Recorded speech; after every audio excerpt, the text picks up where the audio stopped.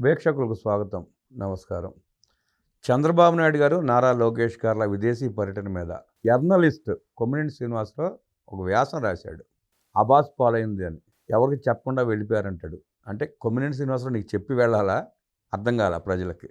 ఆయన NSG command సెక్షన్లో ఉంటాడు చంద్రబాబు నాయుడు గారు. ఎక్కడికి వెళ్ళినా ఆయన టూర్ షెడ్యూల్ ఉంటుంది. అది ఎవరికి చెప్పాలో వాళ్ళకి చెప్పి వెళ్తాడు ఆయన. నీకెందుకయ్యా కొమ్మినేని శ్రీనివాసరావు అని ప్రజలు నిలదీస్తున్నారు. ప్రతి దానికి ఆర్థిక ఉగ్రవాది జగన్మోహన్ రెడ్డితో పోలుస్తూ వ్యాసాలు రాసుకుంటూ కూలి తీసుకున్న నువ్వు చంద్రబాబు నాయుడు గారి పేరు, నారా లోకేష్ గారి పేరు ఉచ్చరించకుండా ముద్ద కూడా దిగని పరిస్థితి నీలో కనపడతా ఉంది. ఏ ప్రజలు వాళ్ళ గురించి మాట్లాడారో నువ్వు వివరణ ఇవ్వాల. వ్యాసం మాత్రం రాసావు పోల్చుకుంటా. 100% జగన్మోహన్ రెడ్డి తన దోచుకున్నది దాచుకోవడానికి విదేశాలకు వెళ్ళాడనేది స్పష్టం. 240 కోట్ల రూపాయలు ఖర్చు పెట్టి విదేశీ యాత్రలు చేశాడు జగన్మోహన్ రెడ్డి. ఆ సంగతి నీకు తెలిసినా కవర్ చేయడానికి నువ్వేదో చిన్న అమౌంట్ని చెప్పి దాన్ని మసిపూసి మారడిగా చేసే ప్రయత్నం చేశావు. ఈ జర్నలిస్ట్ కొమ్మినేని శ్రీనివాసరావు ఆర్టికల్ మీద విశ్లేషించడానికి మనతో పాటు ఉన్నారు సీనియర్ జర్నలిస్ట్ దుర్గా కుమార్ గారు. వారిని అడిగి మరిన్ని విశేషాలు తెలుసుకుందాం. సార్ నమస్తే. నమస్కారం బ్రహ్మ గారు, మన వీక్షకులు కూడా. జర్నలిస్ట్ శ్రీనివాసరావు, జర్నలిస్ట్ అంటే మనస్కరించట్లా, ఆయన జర్నలిస్ట్ శ్రీనివాసరావే. జగన్మోహన్ రెడ్డి ఏ రోజు కూలి ఆ రోజు ఇవ్వకపోతే ఆయన గడవని పరిస్థితి. నిత్యం చంద్రబాబు నాయుడు గారి మీద, తెలుగుదేశం పార్టీ మీద విషం చిమ్ముతూ జగన్ రెడ్డి సునకానందం చూసి ఈయన నేత్రానందం పొందుతున్నట్టున్నాడు. ఆ వ్యాసాన్ని ఎట్లా చూస్తారు, ఎట్లా విశ్లేషిస్తారు? ఇప్పుడు మీరు చెప్పారు జర్నలిస్ట్ అని. శ్రీనివాసరావు గారు, కొమ్మినేని శ్రీనివాసరావు మాకన్నా 1 year సీనియర్ అండి ఈనాడులో. ఇప్పుడు ఆయన ప్రభుత్వంలో కొలువు చేశాడు జగన్మోహన్ రెడ్డి గారి ప్రభుత్వంలో ఉన్నప్పుడు ప్రెస్ అకాడమీగా. తర్వాత సాక్షిలో అత్యధిక శాలరీకి చేస్తున్నాడు. ఆయన కేవలం జగన్మోహన్ రెడ్డి గారి తరపున ఇలాంటి అసంబద్ధమైన అర్ధసత్యాలతోనూ విషప్రచారం, ఇలాంటి ప్రచారం కోసమే, గోబెల్స్ ప్రచారం లాంటి ప్రచారం చేయటం కోసమే ఆయన నియమితుడయ్యాడు. ఆయన వృత్తి ధర్మాన్ని ఆయన చేస్తున్నాడు. దాన్ని మనం పెద్దగా తప్పు పట్టాల్సిన అవసరం లేదు. సాక్షిలో సార్ ఒక జర్నలిస్ట్ వృత్తి ధర్మం అది కాదు, వాస్తవాన్ని రాయటం. ఇది దిగజారుడు రాదు. అది సాక్షి పేపర్ అండి. అది సాక్షి పేపర్లో వాస్తవాలు ఉండవు, సృష్టించిన వార్తలు మాత్రం. జగన్ అట్లా అంటే చంద్రబాబు నాయుడు గారు వివేకానంద రెడ్డి గారిని హత్య చేశాడా? డేట్లే మారుతుంటాయి. ఇప్పుడు వివేకానంద రెడ్డి గారిని హత్య చేసినట్టు కత్తితో జలజల రక్తం కారటం, ఆయన చేతితో పట్టుకోవటం, అది దాంతోనే చంపాడనే కదా వేసింది. మరి చంపినప్పుడు వాళ్ళ ఎఫ్ఐఆర్లో ఎక్కడన్నా చంద్రబాబు గారి పేరు ఉందా? పేరు ఎందుకు పెట్టలేదని జగన్మోహన్ రెడ్డి నన్ను అడిగాడా? ఎప్పుడన్నా బహిరంగ లేఖ రాశాడా సిబిఐకి కానీ కేంద్ర ప్రభుత్వానికి కానీ? కాబట్టి అసత్యాలు రాయటానికి పెద్ద విషయం ఏముందండి, ఎవడైనా రాయొచ్చు. అది అందుకనే ఆయన చెప్పింది, ఆయన్ని నియమించింది అందుకు, కాబట్టి అందుకే అయ్యే రాశాడు. అందులో ఏమైనా సత్యాలు ఉంటే ఆశ్చర్యపోవాలి, కానీ అసత్యాలతో రాసినప్పుడు ఖచ్చితంగా అతను ఇచ్చిన బాధ్యతను అతను నెరవేర్చాడు అంతే. కాకపోతే ఇక్కడ మనం చెప్పాల్సింది ఏంటంటే, ఆయన మాటకి ఈయన పోల్చడంతో ఇప్పుడు జగన్మోహన్ రెడ్డి టైంలో ఒక పెద్ద కుంభకోణం జరిగి ఆయన పార్టీకి చెందిన అనేక మంది వాళ్ళ లిక్కర్ కుంభకోణం కేసులో జైళ్లలో ఉన్నారు. అసలు ఆ లిక్కర్ కుంభకోణం అనేది ఒక జాతీయ స్థాయి కుంభకోణం అని మోడీ గారు కూడా చెప్పాడు. గతంలో కేంద్ర ప్రభుత్వంలో ఇలాంటి జాతీయ స్థాయి కుంభకోణాలు జరిగాయి కాంగ్రెస్ ప్రభుత్వాలు ఉన్నప్పుడు. కానీ బీజేపీ ప్రభుత్వం ఇప్పుడు 3వ సారి అధికారంలోకి వచ్చినా కూడా ఎప్పుడు కూడా కేంద్రంలో కూడా ఎక్కడ కుంభకోణం జరిగిన ప్రశ్న రాలా. ఇలా వస్తే కాంగ్రెస్ పార్టీ ఊరుకోదు కదా. ఇప్పుడు ఆ గతంలో ఎప్పటికప్పుడు ఈ శాఖలో ఇంత, ఆ శాఖలో ఇంత విపరీతంగా మనం చిన్నప్పటి నుంచి చదువుతున్నాం. కానీ ఇప్పుడు కేంద్ర ప్రభుత్వంలో జరగట్లా. ఎక్కడైతే రాష్ట్ర ప్రభుత్వాల్లో ఇదిగో ఇలాంటి వ్యక్తులు ఉంటారో వీళ్ళే ఒక జాతీయ స్థాయి కుంభకోణాలను రాష్ట్రంలోనే చేస్తున్నారంటే ఆ రాష్ట్రంలో ప్రజల్ని ఎంత దోపిడీ చేస్తున్నారనేది మనం అర్థం చేసుకోవాలి. ఇప్పుడు మద్యం అనేది చాలా పెద్ద వ్యాపారం, ప్రతి గ్రామంలోనూ చాలామంది తాగుతున్నారు ఇవాళ రేపు. ఆ మద్యం ఆదాయాన్ని తన వ్యక్తిగత ఆదాయంగా మార్చుకున్నది జగన్మోహన్ రెడ్డి మాత్రమే. గతంలో ఒకవేళ నిజంగా అబ్కారీ మీద ఎక్కువ ఆదాయం వచ్చినా అది ప్రభుత్వ కోశాగారానికి వెళ్ళేది, మళ్ళీ ప్రజల ఖర్చుల కోసమే ఉపయోగించేవాళ్ళు.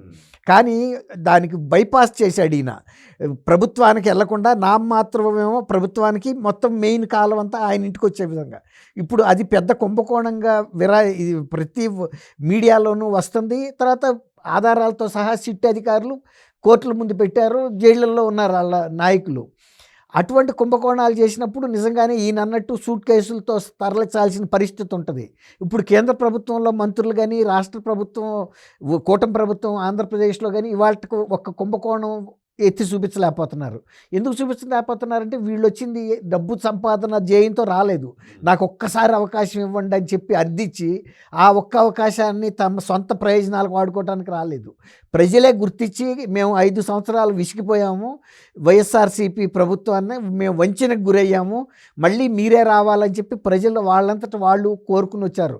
సిద్ధమని ఈయన ఇలాంటి పిడికిలి బిగించి ప్రతి ఊరు వాడ 700 కోట్ల రూపాయలు పెట్టి ప్రచారం చేసినా అదే పిడికిలతో ప్రజలందరూ కూడా గుద్దబెట్టి గుద్దారు. కాబట్టి ఇవాళ 11 స్థానాలకు వచ్చాడు. ప్రజలకు అంత వ్యతిరేకత ఉండబట్టే ఇవాళ మళ్ళీ కూటమి ప్రభుత్వం చంద్రబాబు నాయుడు గారి నాయకత్వం మాకు కావాలని కోరుకున్నారు. చంద్రబాబు నాయుడు గారు కనుక డబ్బు సంపాదన జయంగా పెట్టుకుంటే ఇంతకుముందు కూడా 3 సార్లు ముఖ్యమంత్రిగా ఉన్నప్పుడు ఎంత సంపాదించాలి? ఆ రోజున కూడా ఆయన మీద ఎప్పుడు కూడా ఆర్థికంగా ఏమీ లేదు. ఆయన కూడా హెరిటేజ్ బిజినెస్ వరకు వాళ్ళ కుటుంబ సభ్యులు నిర్వర్తిస్తున్నారు. ఈయన వ్యక్తిగత జీవితాన్ని ప్రజా సేవకి అంకితం చేశాడు. అంతే తప్ప ఇక్కడ ప్రజల్ని పిండుకుని నేను బతుకుతాననే ఉద్దేశం ఆయనకి లేదు. వైఎస్ రాజశేఖర రెడ్డి దగ్గర నుంచి చంద్రబాబు నాయుడు గారి మీద ఆరోపణలు చేసి కేసులు పెట్టి ఇల్లు మొగ్గలేసి ఆయనే ఉపసంహరించుకున్నాడు. అదే అంటున్నా. ఇప్పుడు నిజంగా కనుక ఆయన అంత అవినీతి చేసి ఉంటే ఆ రోజున మరి హైకోర్టులో వేసిన పిటిషన్లని రాజశేఖర రెడ్డి గారు ఎందుకు ఉపసంహరించుకున్నాడు?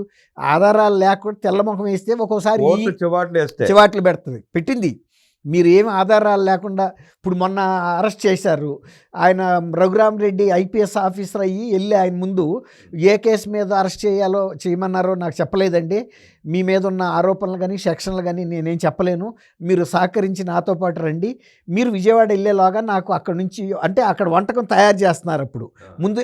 కానీ ఒక బాధ్యత గల ఐపీఎస్ ఆఫీసర్ ఎవరైనా నన్ను స్పష్టమైన ఆధారాలు లేకుండా పంపితే అది నా వ్యక్తిగతంగా నా కెరీర్ మీద మచ్చగా మిగిలిపోద్దండి, మీరు ఏదో నాకు చేతికి ఇవ్వండి, ఏ కేసుకు సంబంధించి ఏ సెక్షన్ల కింద అరెస్ట్ చేస్తున్నావు, నేను అక్కడికి వెళ్ళి ఒక తెల్లముఖం వేయకూడదని చెప్పాలి.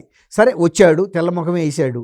ఇప్పుడు అట్లాంటి పరిస్థితి చంద్రబాబు నాయుడు గారు ఆయన స్వయంగా ప్రతిపక్ష నాయకుడిగా ఉండి కూడా ఫేస్ చేశాడే తప్ప ఏ రోజు ప్రభుత్వం మీద నింద కూడా ఇలా ఫేస్ చేశాడు. 53 రోజులు ఉంటే 53 రోజులు ఉండి వచ్చాడు. కానీ ప్రజలు బ్రహ్మరథం పట్టారు. అట్లాగే ఈ ప్రభుత్వాన్ని కావాలని తీసుకొచ్చారు. వీళ్ళు ఏ విషయంలోనూ వెంటనే వీళ్ళు రాగానే కూడా పారదర్శకంగా ఉండే మద్యం విధానాన్ని గంటల్లోనే పెట్టేశారు కదా. వీళ్ళలాగా వీళ్ళ ప్రత్యేకంగా ఆయన విజయసాయి రెడ్డి నాయకత్వంలో మీరందరూ కలిసి ఆలోచించండి మనకు లాభం జరిగే విధంగా అని ప్రైవేట్ ప్రదేశాల్లో కూర్చుని కుమ్మక్క ఇవ్వలేదు కదా. ఈ పాత విధానం ఏదైతే ఉందో ప్రతిదీ డిస్టిలరీస్కి ఎవరు ఆర్డర్ ఇస్తారు, తర్వాత బ్రేవరేజ్ కార్పొరేషన్లో ఏం డిమాండ్ ఉంటుంది, మళ్ళీ ఆ తర్వాత ఇవన్నీ కూడా రిపీటెడ్ బ్రాండ్స్, ఇప్పుడు దేశవ్యాప్తంగా అమ్ముడవుతున్న అంతర్జాతీయ బ్రాండ్లే తప్ప జే బ్రాండ్లు కాదు. ఈయనలాగా తను సొంత బ్రాండ్లు సృష్టించలేదు. సొంత బ్రాండ్లు సృష్టించబోతే డబ్బు ఎక్కడి నుంచి వస్తే అక్రమ డబ్బు. నిజంగా అక్రమ డబ్బు కనుక వస్తే మీరు అన్నట్టు ఆయన గతంలో సూట్ కేసులు పట్టుకెళ్ళారని జనం ఎందుకు అనుమానించారంటే అతను అక్రమంగా మద్యం ద్వారా సంపాదించాడు, గనుల్లో సంపాదించాడు, ప్రతి అంశాన్ని డబ్బులు ఉపయోగించుకున్నాడు, ఏది వదల్లా. ఆఖరికి పిల్లలకి ఇచ్చే చెక్కీలు, అంగన్వాడీ పిల్లలకి ఇచ్చే చెక్కీలతో సహా అట్లా తర్వాత పాస్ పుస్తకాల మీద కూడా తన పేరు ముద్ర వేసుకుని సర్వే రాళ్ల మీద 700 కోట్ల రూపాయలు, తర్వాత మీరు అన్నట్టు తను ఎయిర్ ఛార్జెస్ కింద ఎంత ఖర్చులు పెడితే 240 కోట్లు అండి. మరి ఇప్పుడు చంద్రబాబు నాయుడు గారిది కనుక నిజంగా అటువంటిది ఏదైనా ఉంటే మీరు చెప్పండి, పలానాసారి నువ్వు ఇంత ఉపయోగించావని. వాళ్ళు ప్రతిదీ కూడా సొంత డబ్బులు అంటే ప్రజా డబ్బుని ధర్మకర్తల్లాగా వ్యవహరిస్తుందే తప్ప ఈ ప్రభుత్వం మేమే దీనికి మొత్తం ఆజ్యులవి, మేము ఎంత తిన్నా మీరు అడగలేరనే పరిస్థితి లేదు. ఎందుకంటే ఒక బాధ్యత గల ముఖ్యమంత్రిగా ఆయన 2014 నుంచి 19 దాకా రుజువు చేసుకోబట్టే ప్రజలు మళ్ళీ ఇవాళ 24లో మీరే మాకు రావాలని కోరుకుని తెచ్చుకున్నారు. అలాగే 19లో ఈయనకి అత్యధిక మెజార్టీ 151 సీట్లు ఇచ్చి అయ్యా తప్పు చేశాము, నీ వంచనకు గురయ్యాము, నీ బాంచలం బాబు, ఇక నీ దగ్గరికి నువ్వు మాకు వద్దు అని తిరగొట్టారు. కాబట్టి శ్రీనివాసరావు గారు ఇలాంటి వాస్తవాలని మరుగుపరిచి ప్రతిదానికి చంద్రబాబు గారికి నక్కకి నాగలోకానికి ఎక్కడ పోలికుంటుందండి. సాక్షిలో వేసే వార్తలకి మీరు అన్నారు, ఎందుకంటే వివేకానంద రెడ్డి వాళ్ళ సొంత బాబాయిని ఎంత అరాచకమైనటువంటి ఆరోపణలతో నిందలకు గురి చేశారు. కానీ ఇతర ఏ పేపర్ కూడా చేయలే, ఎందుకంటే ఆయన అటువంటి మనిషి కాదు. కానీ వీళ్ళు రాజకీయ స్వార్థానికి సొంత అక్కనైనా చెల్లినైనా తల్లినైనా బాబాయినైనా కూడా బలి పెడతారు. ఈ దాంట్లో మెయిన్గా ఉండే వ్యక్తి ఇప్పుడు మీరు చెప్పిన కొమ్ము కాసే శ్రీనివాసరావు గారు. మీరేమో కొమ్మినేని అంటారు, నేను కొమ్ము కాసే శ్రీనివాసరావు అంటాను. ఆ మధ్య కూడా ఇలాగే లోకేష్ యాత్రల మీద పిచ్చి పిచ్చిగా మాట్లాడుతూ ఉంటే ఆర్టీఐలో ఒక కార్యకర్త వాస్తవాలు తీసుకుంటే చెంప పగిలేలా సమాధానం వచ్చింది వీళ్ళకి, అయినా మరుగుడు ఆపలేడు. ఇంకోటి అండి, ఇక్కడ ఇంకోటి చెప్పాలి. ఇప్పుడు చంద్రబాబు నాయుడు గారు నేషనల్ సెక్యూరిటీ గార్డ్స్ రక్షణలో ఉంటాడు. ఆయన ప్రతి క్షణం అనుక్షణం ఆయనకి మూమెంట్ గురించి ఢిల్లీలో హోంశాఖకి ఇన్ఫర్మేషన్ ఉంటుంది, సెంట్రల్ ఇంటెలిజెన్స్ ఉంటుంది. తర్వాత ఏ దేశం వెళ్తున్నాడని చెప్పడానికి ఈయన ఇప్పుడు జగన్మోహన్ రెడ్డికి చెప్పెళ్ళాలా, కేంద్ర ప్రభుత్వానికి తెలుసు, హోంశాఖకి తెలుసు. ఆర్థిక నేరస్తుడు కాబట్టి ఎక్కడికి వెళ్ళి పర్మిషన్ తీసుకుని వెళ్ళాలి, అండ్ కోర్టు ఆయన పర్మిషన్ ఇస్తే అవసరం- తప్ప వెళ్ళలేడు. ఈయనకి అది లేదు. రెండోది ఇంకోటి ఏంటంటే ఆయన చీఫ్ సెక్రటరీతోనూ ఇతర ముఖ్య శాఖల అధికారులు అందరితోనూ ఆయన టచ్లోనే ఉన్నాడు. ఎక్కడ ఉన్నా కూడా ఎప్పటికప్పుడు ప్రతి చిన్న అంశం మీద కూడా ఆయన స్పందిస్తానే ఉన్నాడు. ఎక్కడ ఆయన తప్పించుకుని వెళ్ళిపోయిన పరిస్థితి ఎక్కడ 2 ఉంటుంది? రోజుల ముందే స్పష్టంగా అన్ని పేపర్లు వచ్చినాయిగా. విదేశీ యాత్రకి అవును, వెళ్తున్నాడు. విదేశయాత్రలకు వెళ్తున్నాడని వచ్చింది. కాబట్టి కేంద్ర ప్రభుత్వానికి తెలుసు, రాష్ట్ర ప్రభుత్వంలో ఉన్నతాధికారులకి తెలుసు, రాష్ట్ర ఇంటెలిజెన్స్ వాళ్ళకి తెలుసు. ఎందుకంటే ఇక్కడ ఏదన్నా అనుకోని ఆపద జరిగితే ముఖ్యమంత్రిగా ఆయన బాధ్యత ఆయన నిర్వర్తించాల్సిందే, అవును, చంద్రమండలం మీద ఉన్నా కూడా. కాబట్టి చంద్రమండలంకి వెళ్ళినా కూడా ఒకవేళ ఆయన కమ్యూనికేషనల్గా టచ్లోనే ఉంటున్నాడుగా, ఎక్కడ ఇంత లోటు రానివ్వలేదు కదా. కాబట్టి నిజంగా అటువంటి దోపిడీ జరిగి గనక ఈయన ఏదైనా పర్యటన చేస్తే అప్పుడు అనాలి సూట్ కేసులు పట్టుకెళ్ళాడని. ఇంత పారదర్శకమైనటువంటి అన్ని వ్యవస్థలని పునరుద్ధరించిన తర్వాత ఇంకా అక్రమాలకి అక్రమ డబ్బుకి అవకాశం ఎక్కడ, ఆస్కారం ఎక్కడ? శ్రీనివాసరావు గారికి మీరు విన్నట్టు తెలియదని కాదు, శ్రీనివాసరావుకి అన్నీ తెలుసు. కాకపోతే తను ఆ పని చేయమని అప్పచెప్పారు కాబట్టి చేస్తున్నాడు, ఏదో మసిపూసే ప్రయత్నం చేస్తున్నాడు. తన ప్రయత్నం. కానీ ప్రజలు సాక్షిలో రాసి నాటిని నమ్మరండి. అదే కనుక శ్రీనివాసరావు రాసింది ఏదైనా మెయిన్ పత్రికల్లో కనుక వేసి ఉంటే ఆ పత్రిక విశ్వసనీయత ఉంటే నమ్ముతారు. సాక్షికి ఏముంది? కొమ్మినేని కూడా ఎంత దిగజారిపోయి రాస్తాడంటే పట్టాభిషేకం పంచాయతీ కోసం వెళ్ళారంట. ఇది పట్టాభిషేకం మరి పంచాయతీ కోసం అర్థమైంది. ఇక్కడ హైదరాబాద్ ఇంట్లో చేసుకోలేదు, అవును, అవసరం అది ఉంటే బాగా అవకాశం ఉంటే. చెప్పారు. ఇప్పుడు ఇంకోటి అండి, ఇప్పుడు చంద్రబాబు నాయుడు గారు అంత ఆరోగ్యంగా ఉండి, లోకేష్ గారు ఇంత చిన్న వయసులో ఉండి, ఆయన ఒక తండ్రి కింద తర్ఫీదు అయ్యి వచ్చిన టైంకి అంటే అవుతారు. వీళ్ళకంటే అలవాటు కదా, అది చెల్లికి లేపి, అమ్మకి అవును. బాబాయ్కి వెన్నుపోటు పోవడం అది పెద్దానికి. ఇప్పుడు అయితే ఇప్పుడు చంద్రబాబు నాయుడు గారి నా మార్గదర్శనంలో లోకేష్ గారు ట్రైనింగ్ అవ్వాలని కోరుకుంటున్నాడు తప్ప ముఖ్యమంత్రిగా నేనే అవ్వాలని ఆయనకి కోరిక లేదు. ఎందుకంటే ఆయన వయసుకి ఆయన మంత్రి పదవిని చాలా సమర్థంగా నిర్వహిస్తున్నాయని అందరూ చెబుతున్నారు, ప్రజలు కూడా మెచ్చుకున్నారు. మంగళగిరి ప్రజలు అంత మెజారిటీ ఇచ్చి గెలిపిస్తూనే ఒక పెద్ద సర్టిఫికెట్.